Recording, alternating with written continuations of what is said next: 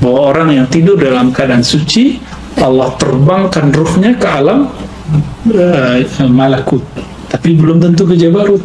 Itu sebabnya antum nanti bisa ketemu guru, ketemu orang tua, ketemu nabi di situ. Itu rahasianya. Nanti beda orang, beda makom, beda hijab. Ini hijabnya beliau. Jadi apa hijab beliau pertama? Jabarut. Terus Sultan, Jalal, Jamal. Apa itu Jalal, Jamal? Nanti kita buka kitab Futuhat. Apa itu Jalal dan Jamal? Atau kita buka yang pendek itu apa? Insan Kamil. Nanti lebih gamblang di situ. Nanti di waktu yang lain. Biar gampang. Sampai ujungnya adalah Fardaniyah. Fardaniyah ini kalau boleh disebut makom ketika seseorang menyaksikan hakikat dari la ilaha illallah yang sebenarnya. Itulah yang sampai kepada Nabiullah Musa, innani anallahu la ilaha illa ana.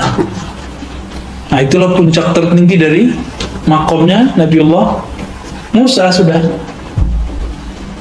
Gitu. Begitu juga ke Nabiuna Muhammad sallallahu alaihi wasallam. Yang sampai ke Nabi Musa la ilaha illa ana. Yang sampai ke Nabi Ibrahim itu hasbunallah. Walaupun dia juga dapat juga la ilaha illallah, tapi setiap wali itu punya zikr maksus. Bedanya thariqah nafsiyah dengan thariqah rohani. Di thariqah rohani itu beda orang, beda wiridnya, beda wirid ngangkat hijabnya. Tapi kalau wirid nafsiyahnya sama. Nah, sekarang itu kita dipaksa, misalnya kurikulumnya ini, emang itu namanya memaksa kita supaya kalah nafsiyahnya, sehingga bertahtalah di situ mulkul jabarut.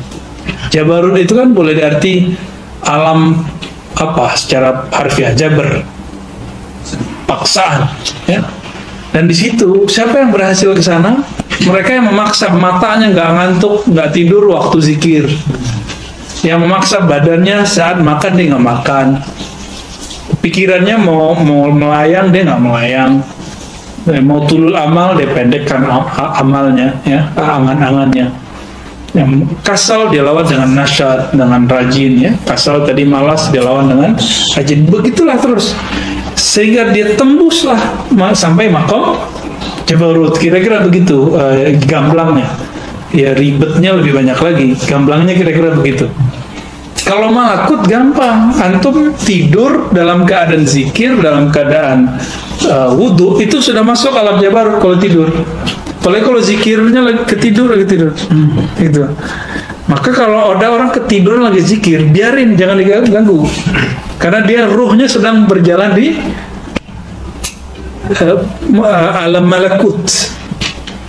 Alam malakut. Maka biasa orang bahkan kalau ketiduran pun, itu dia sudah di alam malakut. Dan dalilnya jelas dalam hadis yang hasan, ya, bahwa orang yang tidur dalam keadaan suci, Allah terbangkan ruhnya ke alam malakut, tapi belum tentu ke jabarut. Itu sebabnya antum nanti bisa ketemu guru, ketemu orang tua, ketemu nabi di situ. Itu rahasianya. Ya, tapi kalau sudah dapat kalam-kalam, udah dapat ilmu, nah itu udah bukan di alam malakut, sudah naik deh. Ya. Nah, jangan senang dulu kalau dapat, itu belum tinggi-tinggi amat. Sekarang orang sudah merasa tinggi dengan mimpi ketemu Nabi.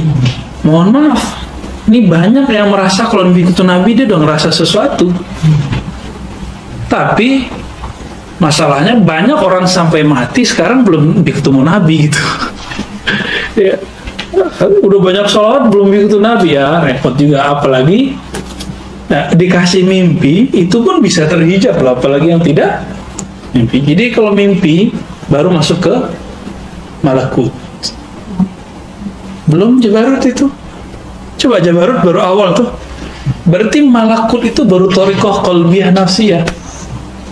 Rata-rata semua mursyid kalau dia tidak langsung berkhidriyah seperti Nabi Musa ketika ketemu Nabi Khidir, dia nggak akan tembus ke alam Jabarut, di situ aja tuh. Sibuk di serban, tebel-tebel, sibuk di penampilan zahir. Boleh nggak? Ya nggak apa-apa, itu mainannya malakut, tidak masalah. Tapi mau sampai kapan begitu? Kalau orang tahu jalan ke Bandung, ya dia ajak ke Bandung. Ada berapa jalan ke Bandung? Banyak. Bisa lewat Puncak, bisa lewat tol, bisa lewat mana lagi? Bisa muter ke Cirebon kan? bisa semua. Antum mau yang mana? Nah, kira-kira begitulah thoriqoh itu. Dia muter-muter dulu, muter-muter, begitulah muter-muter terus. Ini kapan usulnya? Nah, di sini teman-teman yang melakukan Allah, kan udah dijelasin sama Bu Yaswi ini ya. Semoga kita diberi nanti dibuka hijab untuk itu. Amin. Tapi saya lagi katakan, saya tidak punya hak membuka itu. Saya cuma mentakdimkan kepada antum bahwa ilmu ini ada. Ya, dan kita harus mengakui ini batas saya di situ. Walaupun saya dikasih untuk diri saya sendiri, dan itu emang langsung terbuka.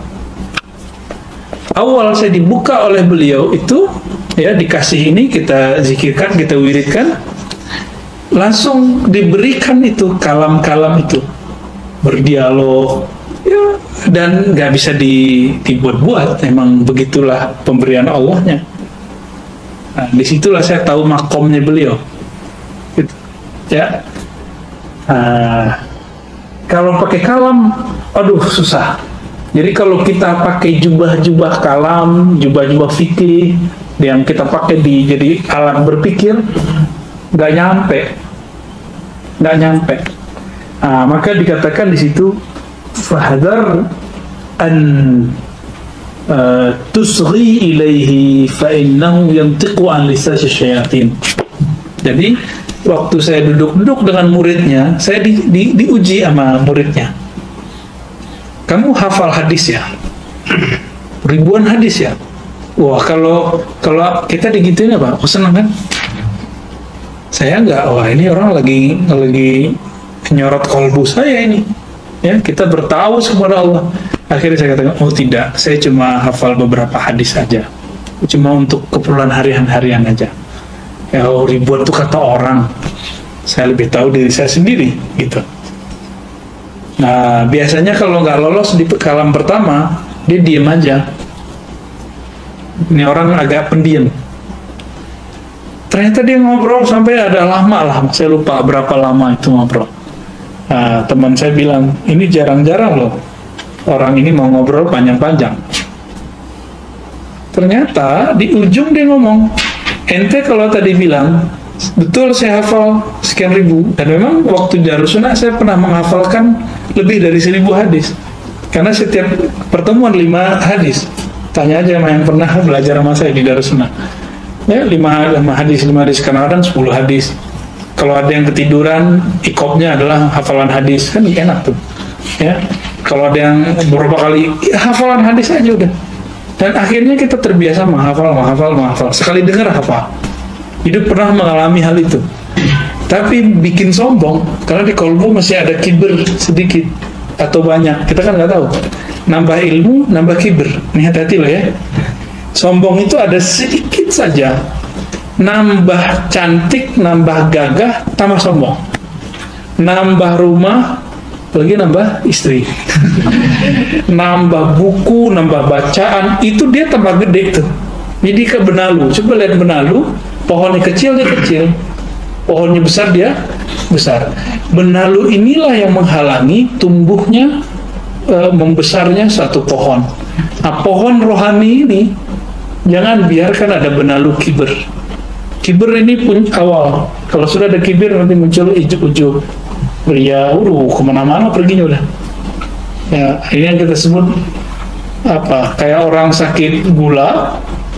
Kalau gulanya berat ke ginjal, sakit ginjal. Ya, gulanya berat ke jantung, jantung. Paru-paru, paru-paru. Kalau sudah kompleks, namanya apa? komplikasi. Nah itu tuh kira-kira begitu. Mau dibiarkan. Jadi mau dia kiai, mau dia ulama, mau katanya mursyid, mau katanya profesor, apalagi orang-orang kayak kita gini, ya. Kalau itu kita biarkan kibir itu sendiri, ya, kita biarkan, apa kata Allah? La yadkhul jannah man kana fi qalbihi mithqala dzarratin min kibr. Lalu iblis disebut aba wastakbara.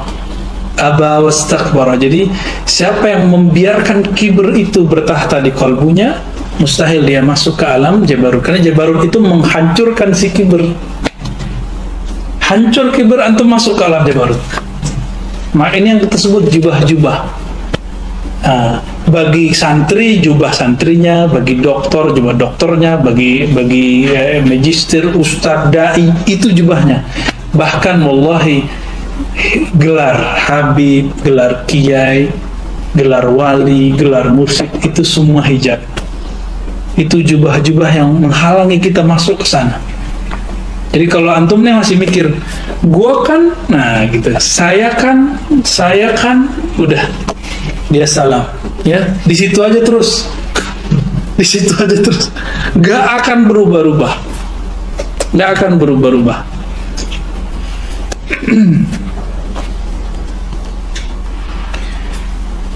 Namun kalau Allah izinkan antum nanti umur panjang, lalu Allah izinkan ketemu dengan pemilik ilmu khidriyah ini, ilmu walayah ini, ya,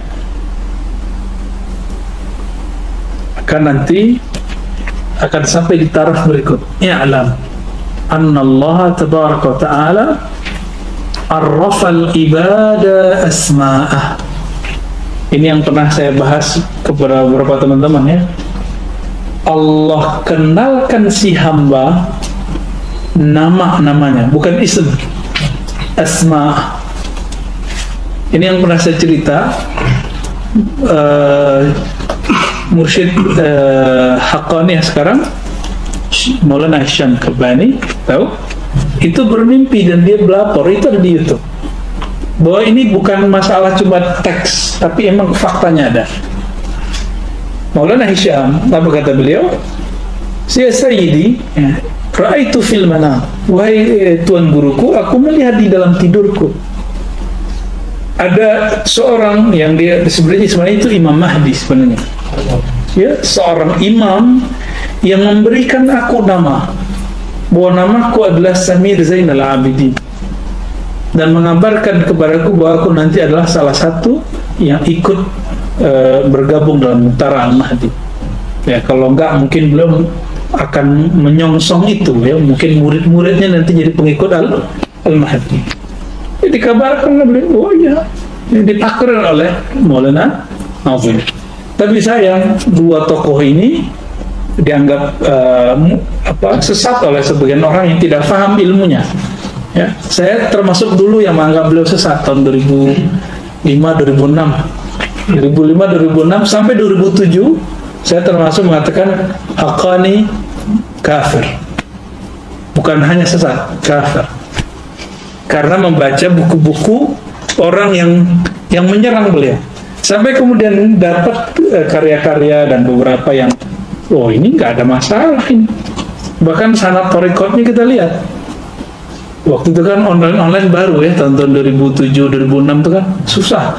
Kita kalau mau online masuk ke apa namanya dulu, warnet. Nah, itu sama-sama Ustaz Eka tuh, ya, sama warnet, ya, masih dapat gitu. Tapi enggak, alhamdulillah. Teman-teman, Allah Ta'ala kalau sudah hambanya ini begini, maka diberikan nama. Tapi masalahnya lewat siapa? Ada yang langsung dari Allah, kayak tadi itu dikirim secara rohani, dikirim ke Maulana Hisham.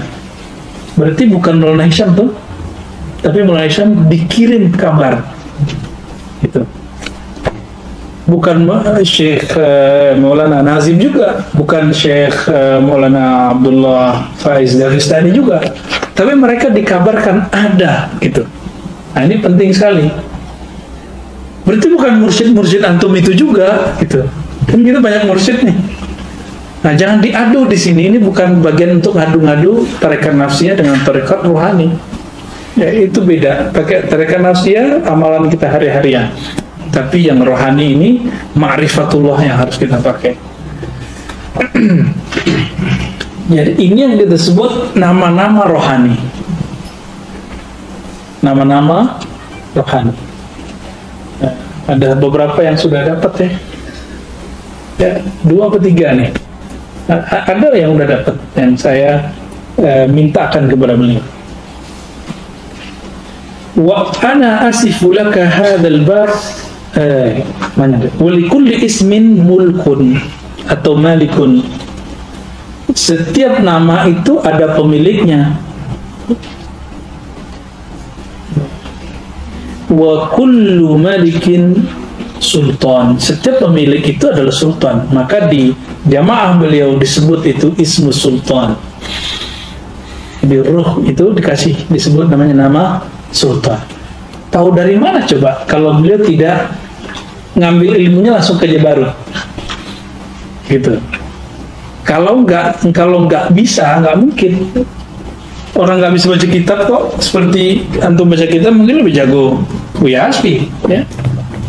Dan saya emang mengagumi bacaan Buya Hasbi dari dulu ya. Keren kalau dia baca tuh keren. Alhamdulillah ya, berkah lah. Wa fi kulli malikin majlisun wa najwa wa hadaya li ahliha. Di setiap kerajaan pemilik, atau kalau kita baca mulkun majlis ya, kalau kita malikin, setiap raja mempunyai majlis. Dan najwa, apa arti najwa? Berbisik-bisik, ada tempat ngobrol di situ. Wahadaya li ahliha, dan hadiah-hadiah. Nah, ini hadiah-hadiahnya yang bisa sebut dengan bisa ma'rifatullah, bisa hakikat. Apa beda ma'rifat dengan hakikat? Kan ada syariat, tariqat, hakikat, ma'rifat. Semua itu adalah syariat. Cuma kenapa kita pisah? Ada syariatnya syariat, ada tariqatnya syariat, ada hakikatnya syariat, ada ma'rifatnya syariat. Itu maksudnya. Semua ini adalah syariat. Syariatnya ruku, kita udah tahu. Punggungnya lurus, tangannya di mana, terus baca apa. Tariqatnya bagaimana? Dibacalah subhanallah, itu tariqat. Jadi setiap orang sudah baca subhanallah bihamdih, dia sudah bertariqat. Lalu apa hakikatnya? Hakikat itu dia kemudian meyakini bahwa ini milik Allah, yang maha suci Allah. Apa ma'rifatnya? Nah, inilah laduni di situ. Dan ini beda orang, beda masing-masing itu udah beda. Nah, ini yang disebut ma'rifat di situ, ya. Kalau dia baru di akliyat, maka dia melahirkan makna-makna akal. Oh, subhana, maha suci. Nah, ma'rifatnya baru ma'rifat akliyah. Kalau dia baru kelas terjemah, ya terjemah. Capek nggak terjemah lagi sholat? Bismillahirrahmanirrahim. Capek. Apalagi yang baru belajar terjemahan. Apalagi yang baru belajar tamyiz, ya. Melelahkan. Coba tanya kepada ahli-ahli zikir, nggak mungkin menerjemah lagi sholat. Yang ada meresapi ayat itu tanpa perlu menerjemah. Ternyata tips belajar bahasa asing juga begitu. Jadi kalau kita dengar bahasa Inggris, jangan pikirkan terjemahannya. Jadi jangan think in English kalau kita speaking in English.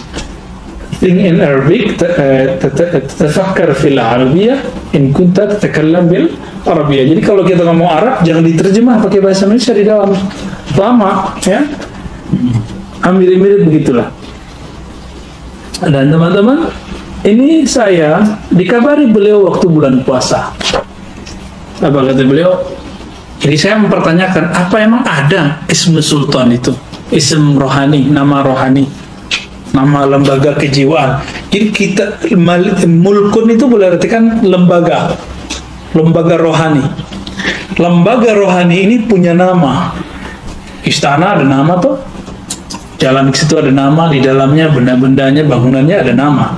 Coba masuk ke Kasunanan, misalnya itu semua gedung itu ada namanya. Masuk ke UIN, ini fakultas A, fakultas B. Bahkan masuk ke kelas, ini namanya kelas A, kelas B. Ini kelas filsafat nih, kelas syariah, bla bla, semua ada itu. Masa di alam yang zahir ini ada nama, ada bilik, ada bangunan, di alam rohani nggak ada, nggak mungkin. Pasti lebih banyak di sini. Dan beliau mengatakan, nanti kamu lihat deh ya, ada di Khatmul Aulia. Nah, saya kaget kapan dibacanya, ya, karena di situ nggak ada kitab Khatmul Aulia. Dan saya tanya ke temannya, itu nggak pernah nyantri beliau. Beliau nggak pernah nyantri. Terus yang kedua beliau bilang, ada satu lagi itu kitab namanya Ghunyah. Nah, kitab Khatmul Aulia tidak saya buka, saya taruh. Yang saya buka Al-Ghunyah. Al-Ghunyah berapa tebalnya? 3 kali tebal ini. Udah bolak-balik seminggu nggak ketemu. Tentang nama, bahwa Allah memberi nama seorang hamba secara rohani. Ini yang saya bahas di waktu awal dulu, masih ingat?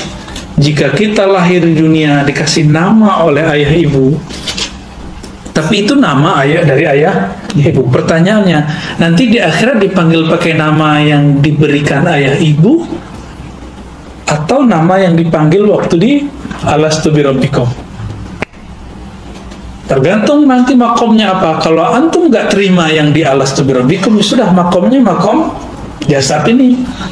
Namanya hanya ada di sini, nggak sampai ke makom rohani. Jika di sini kita ber-KTP, ya, ada kartu BPJS, ya kan, kemana-mana bayar karsis. Emang di sana enggak? Di sini kita punya nama, dan di sini kita sekolah, ngaji. Antum nyari guru untuk ngaji, nyari guru untuk bisa zikir. Emang di sana enggak? Mirip-mirip kok. Bedanya nggak pakai angkot, nggak pakai gojek, ya. Itulah bedanya. Di alam ruh, ketika Allah mengatakan alastu birabbikum, itu ruh itu kum itu ada nama di situ. Sudah ada nama, kum antum, kamu. Ketika disebutkan kamu sekalian, itu sudah ada nama-nama ruh. Nah, nama-nama ruh itu yang bisa mengetahui dan bisa memberikan ulang, itu adalah yang khidriyah itu. Nah, ya, kalau di zaman Syekh Abdul Qadir, ya beliau gausnya. Di zamannya Syekh Abdul Hasan Syazili, ya beliau. Ba'udin Naqsyabandi, ya beliau. Bahkan kabar baiknya di negeri kita ada dulu Syekh Nawil Bantani, itu masuk ke jaringan itu, jaringan Al-Ghaus. Jadi jangan sembarangan bilang wali kutub Ghaus, ya. Itu gaus-gausan, itu gaus-gosong kali. Ya, kita agak hati-hati di sini. Jangan menempatkan orang yang bukan di makomnya. Orang belum doktor, jangan tulis doktor, ya kan? Jangan seneng antum dipanggil doktor. Itu nipu diri sendiri. Kalau kayak Buya Aldomi kan udah jelas mau promosi, semoga panjang umur. Ya. Kan udah ujian, nggak apa-apa kalau dokter. Tapi kalau ada orang, dia belum S2 aja belum, udah ditulis profesor, dokter, ya, tahu sendiri siapa orangnya. Seminar di mana, pengajian akbar di mana, dia tulis profesor dokter. Itu menipu diri sendiri dan menipu jamaah, gitu. Jadi di dunia dia sudah menipu jamaahnya, gimana di akhirat kan? Kecuali kalau itu kerjaannya penitia. Gak ada urusan dia, ya. Nah, maka teman-teman, kalau di dunia ada gelar-gelar kayak tadi, sarjana ini, sarjana itu, magister, doktor, di sana juga ada gelar-gelar itu. Nah, ini yang kita sebut asma. Kalau orang sudah diwisuda, dia S3, dikasih nama baru depannya, doktor, gitu. Dalam bab rohani juga sama, gitu. Maka gelar Maulana, ya, itu gelar dari sana. Tergantung ini maulananya dari murid, jamaah, dari kiai, atau gelar Jabarut. Ada semua itu. Mursyid-mursyid itu rata-rata emang gelarnya Maulana.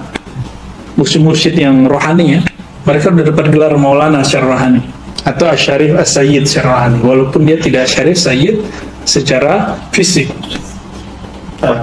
Karena mereka adalah warasatul anbiya, pewaris para nabi. Kita udah bahas sebelumnya, mereka adalah alun nabi, keluarga Nabi sallallahu alaihi wasallam.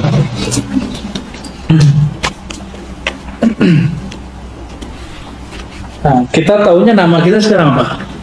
Ya, nama yang dikasih bapak kan gitu. Antum bisa bayangkan nama yang diberi orang tua. Orang kita mengenal Allah nggak? Kita tanya lagi. Orang tua kita mengerti nggak alam ini? Enggak. Berarti nama itu hanya berlaku di. Lalu apa makna hadis? Sesungguhnya kamu akan dipanggil di akhirat dengan namamu dan ayahmu. Nah, tergantung antum berayah cuma di alam ini atau juga ayah rohani. Siapa ayah rohani kita? Yang disebut Abul Arwah siapa? Man huwa Abul Arwah? Siapa dapat gelar Abul Arwah? Di Dalail ada. Ketemu nggak asmanya di sini? Siapa yang dapat gelar Abul Arwah? Nabi Muhammad Sallallahu Alaihi Wasallam. Nah, ini kenapa kita harus baca asma Nabi di sini kan ada. Silakan nanti lihat lagi. Abul Arwah. Maka semua orang nanti akan dipanggil dengan nama Muhammad kalau dia ngerti. Muhammad apa nih namanya? Ini salah satu namanya. Ya. Kalau dia pewaris rohani, mungkin dia dapat gelar Ahmad. Karena Ahmad itu rohaninya Nabi Sallallahu Alaihi Wasallam. Jadi ketika al-anbiya, ulama warasatul anbiya, dia mewarisi tidak hanya Muhammad tapi juga Ahmad.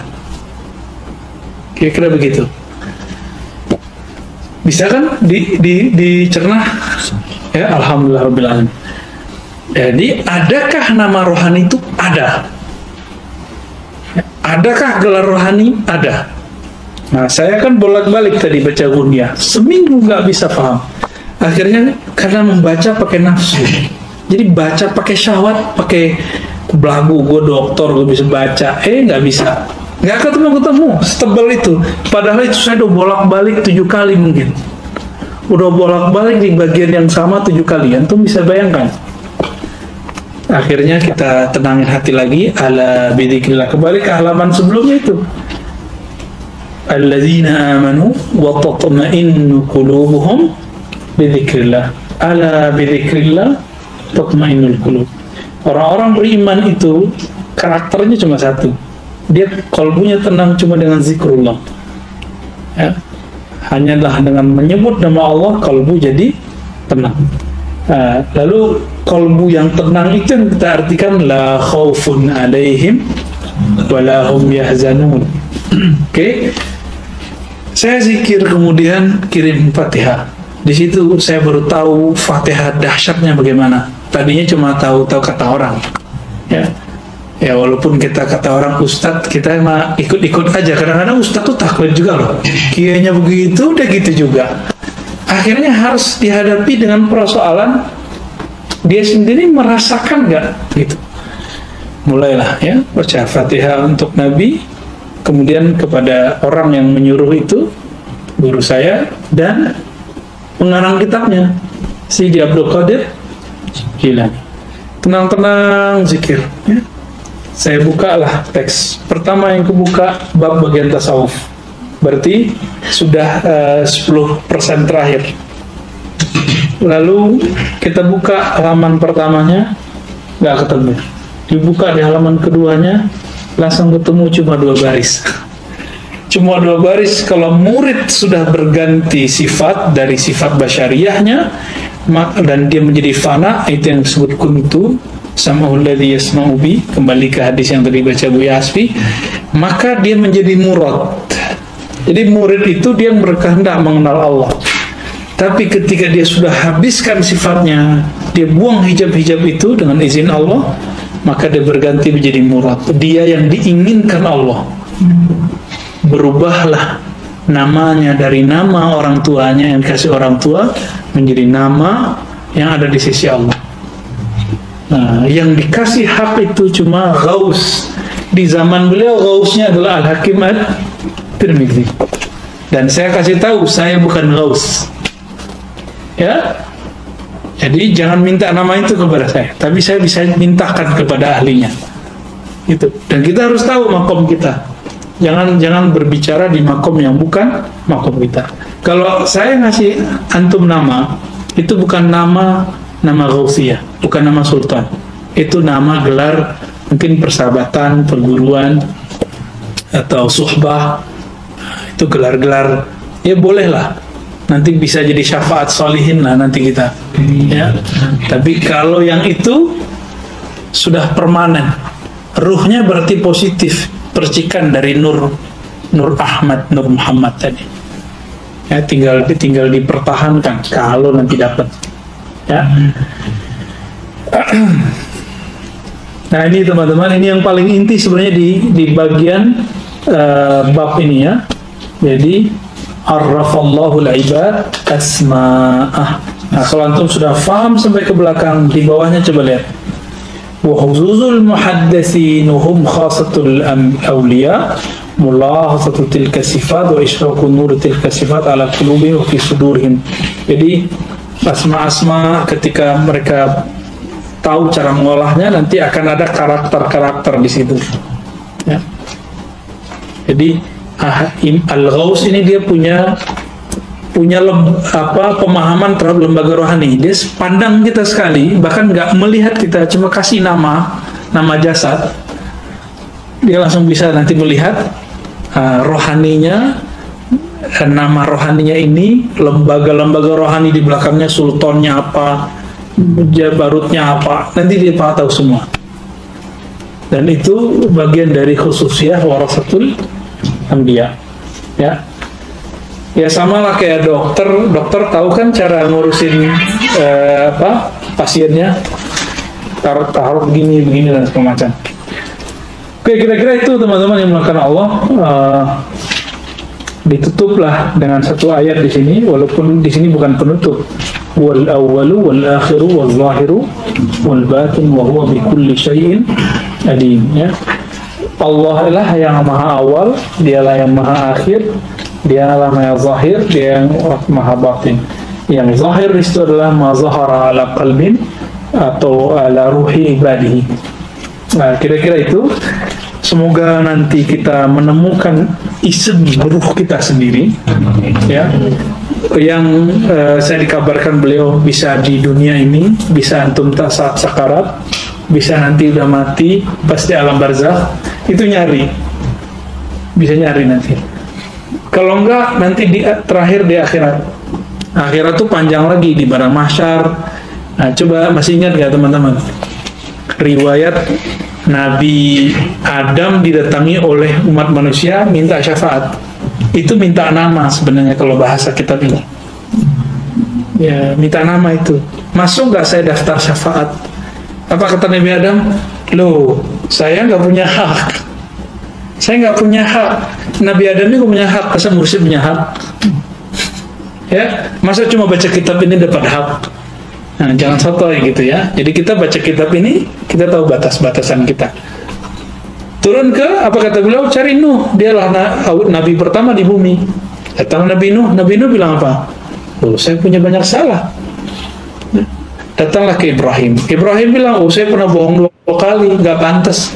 Jadi bagi mereka kesalahan kecil ini membuat mereka merasa tidak pantas. Nah, kita setiap hari buat salah, terus merasa pantas.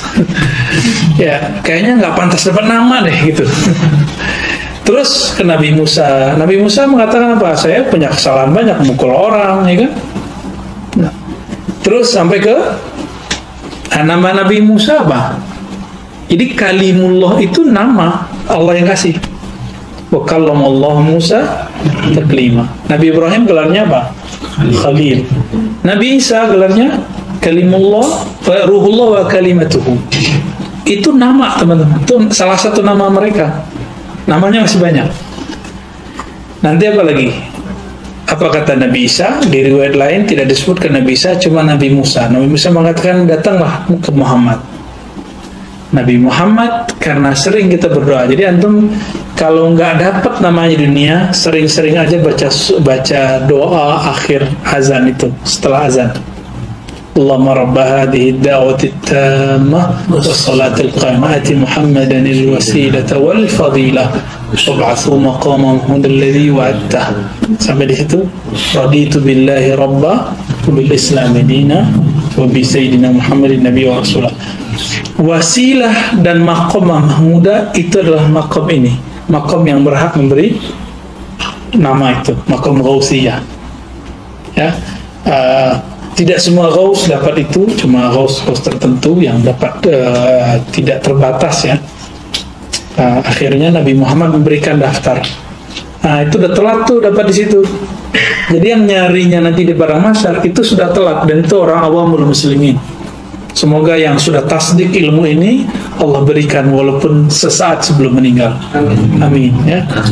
Antum dapat nanti dalam barzakh, sudah syukur. Nanti di alam barzakh ini meninggal. Terus di alam barzakh itu kan orang nyari-nyari juga, siapa yang bisa nyelamatin saya nih? Alam barzakh bukan santai-santai aja di situ, enggak. Panjang itu, sangat panjang itu teman-teman. Barzakh itu kan cuma alam transit. Coba contoh nih, teman saya ke Hong Kong, di imigrasi ketahan. Imigrasi itu barzakh. Ditanya-tanya, diinterogasi. Interogasi itu mungkar nakir.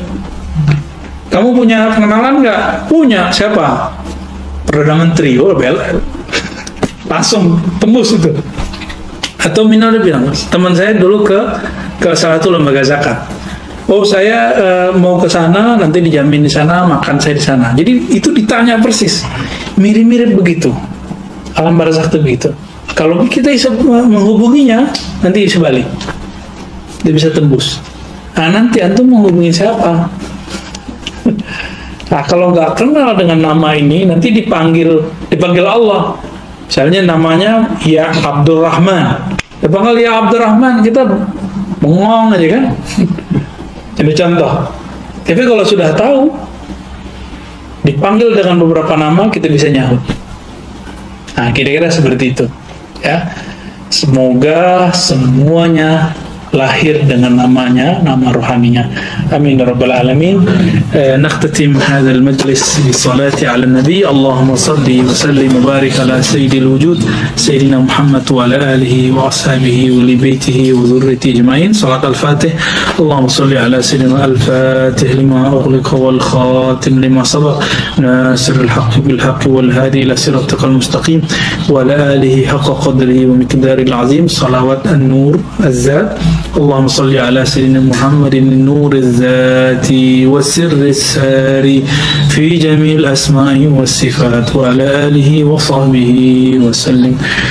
الحمد لله رب العالمين. السلام عليكم ورحمة الله وبركاته.